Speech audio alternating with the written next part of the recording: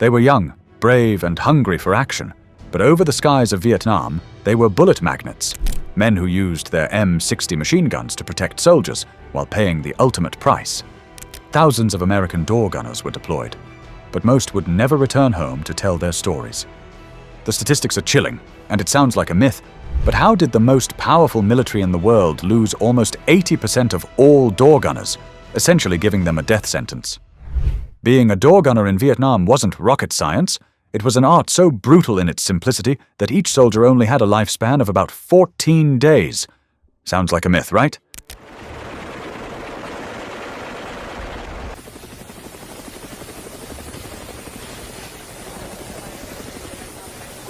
But when the UH-1 Huey in its basic configuration was the only thing standing between them and a coffin, it started making more sense.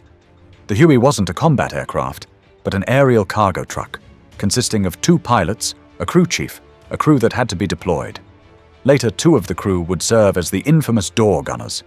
These gunners were critical in laying down suppressing fire, relying on their M60 machine guns, belting the enemy with 7.62mm rounds at a rate of up to 550 rounds per minute. Yet they had limited protection, often hanging halfway out the helicopter to get a clear shot, while the enemy kept on trying to shoot them down. But the most dangerous would be when hovering down to either extract or deploy troops, presenting the perfect target for the Vietnamese to aim their fire. It was called the geography of risk, and suggested that a door gunner's risk wasn't constant, but spiked to lethal levels during specific maneuvers. First, there was the dead man's curve approach, which meant that whenever the Huey slowed down for the final approach to its landing zone, it decreased speed, and speed was essentially its biggest advantage. The Huey became a stationary target, predictable in its movement, and suddenly muzzle flashes from within the jungle erupted. Secondly, and perhaps more problematic, was hover and extraction, where the Huey hung motionless in the air trying to unload its crew. Despite the power of American firepower, a single RPG could take it down, meaning the door gunner again had to lay down suppressing fire.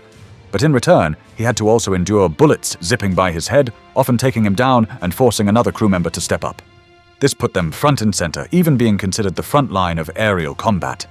So why did the door gunners have such a massive casualty rate?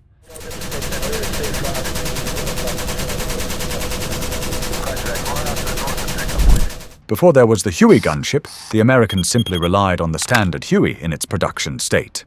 It didn't have any guns, solely using its maneuverability, altitude gain, and speed to keep the soldiers safe. But the North Vietnamese and Viet Cong quickly realized that firing at the Huey didn't pose any direct threat. And while they couldn't take them down in flight, they began tracking flight paths, striking when the helicopter was picking up or deploying troops. As small arms fire erupted, nearly 50% of all Hueys would be downed. But this didn't stop their deployment, and the US military didn't have any other option but to continue sacrificing soldiers, until the casualty rate became unbearable and the soldiers took things into their own hands. The reality was that things couldn't continue like this, and the army needed to make a plan. So the Huey UH-1B and UH-1C were born, not from an idea by generals back in Washington, but average soldiers who grew tired of burying their crew. Those guys didn't have a chance. They were in one little tight area, and pretty soon they all were.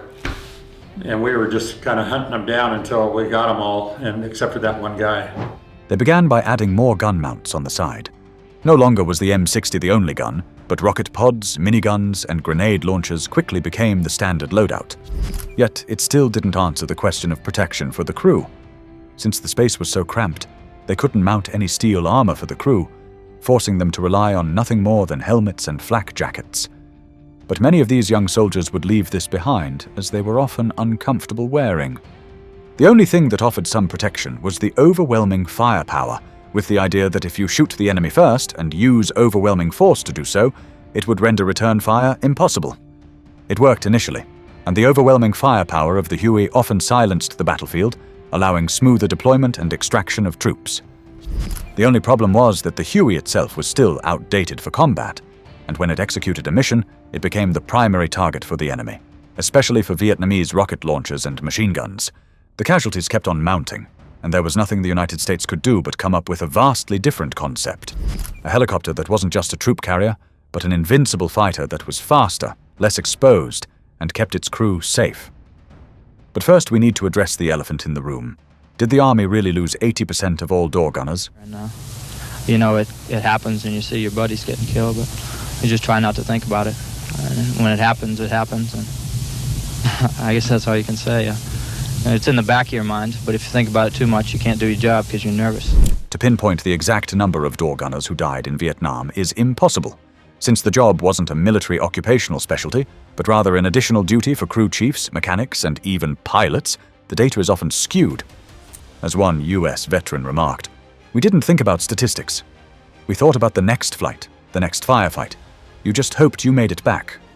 But when it comes to comprehensive data, what we do know is that almost 5,000 US Army helicopter crews were killed in Vietnam.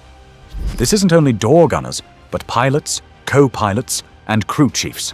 It doesn't support a direct claim of 80% of all door gunners, but rather about 80% of everyone who served as a door gunner at least once during deployment. Essentially, a number of soldiers universally deployed across the war. Yet when the Army came up with a brand new gunship in 1967, these numbers plummeted significantly. As the demand for better aerial protection grew, the crew took matters into their own hands, using the same Huey engine, transmission, and rotor system, but fitted on a slimmer frame, with all excess stripped. They essentially built the world's first attack helicopter, now featuring 2 pilots sitting one behind the other, covered by armor on both sides and windows. Instead of relying on 2 soldiers to play the role of gunners, the Cobra was different, featuring a rotating chin turret with a 62mm minigun. Extra mounts were added, allowing for a grenade launcher, rocket pods with hydro rockets, and no crew that could significantly increase casualties. Its main goal was to offer protection for the Hueys, who'd still be the main transportation helicopter, and following its deployment, casualties for door gunners decreased almost overnight. Now, pilots knew that having the support of these attack helicopters would offer far more protection and keep the Vietnamese at bay. It even creates a hero in Officer Larry L. Taylor, who'd be bestowed the highest award in the United States military.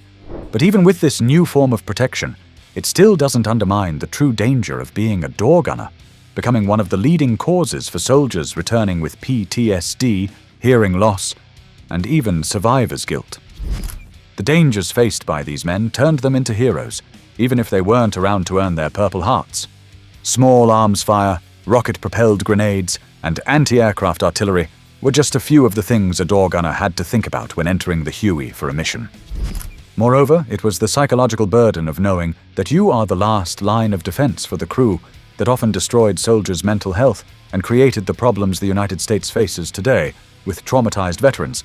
Yet the legacy of being a door gunner is one of courage under fire and one of the most important jobs in Vietnam.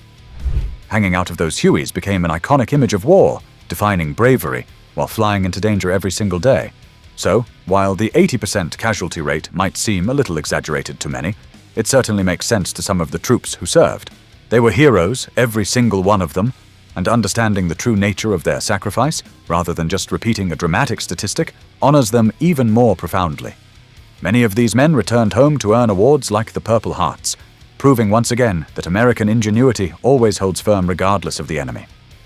The Vietnamese threw everything they had at these soldiers, but they simply improvised and adapted, almost as much as the gun trucks, which saved countless lives. Check out this video next to find out why.